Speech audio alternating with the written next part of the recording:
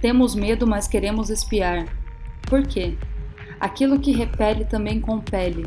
O horror, o grotesco, o fúnebre. Nossa relação de repulsa e atração por essas coisas sempre me intrigou. Por que amamos horror? Porque um dos autores mais bem pagos do mundo é alguém que escreve sobre fantasmas e criaturas horrendas. Para o psiquiatra Steven Schwarzman, o horror é como um espelho distorcido. Isso porque temos um lado feio, obscuro, preconceituoso, atormentado e até violento. Quando representamos esse lado por meio da feiura disforme de um monstro, conseguimos lhe dar forma e, assim, pode ser mais fácil encará-lo, reconhecê-lo, talvez domá-lo.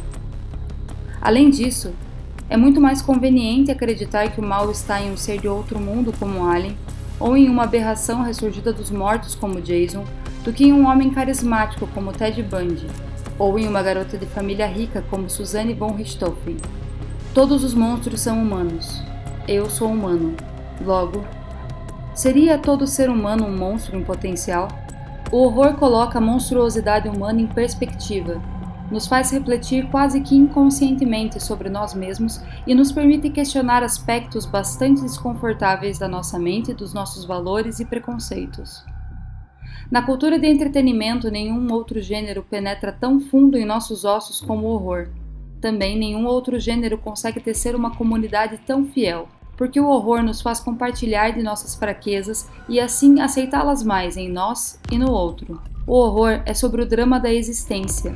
É colocar em metáfora nossos demônios, que não são disformes como em O Exorcista, mas sim abstratos, como nossas inseguranças, medos, egoísmos, angústias, ciúmes, desesperos e incertezas. Demônios contra os quais lutamos dia a dia.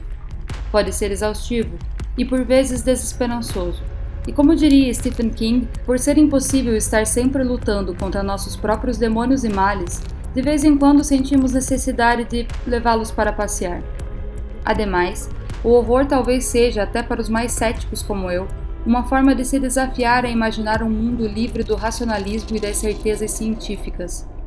Permitir-se viver em suspenso, com alguma esperança de encontrar no mundo alguma magia, algo que nos convença de que somos mais do que o aqui e o agora, de que somos algo além de, como diria Fernando Pessoa, cadáveres adiados que se reproduzem.